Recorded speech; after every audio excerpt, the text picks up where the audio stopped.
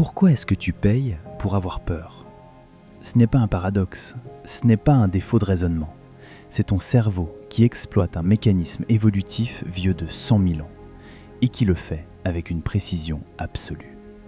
Quand tu regardes un film d'horreur, ton amygdale, la zone de détection des menaces, ne fait pas bien la différence entre la créature à l'écran et un danger réel.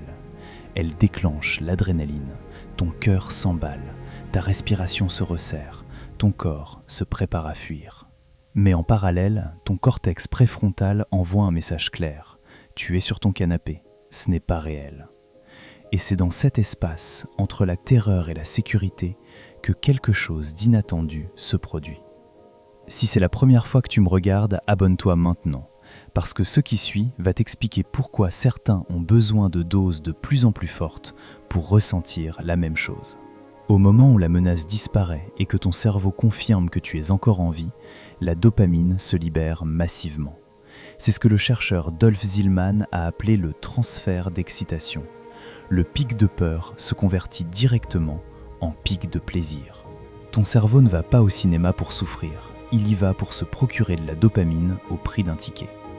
Les études montrent que 62% des fans de films d'horreur présentent un profil de recherche de sensations fortes, une caractéristique liée à une réponse de récompense cérébrale plus élevée que la moyenne.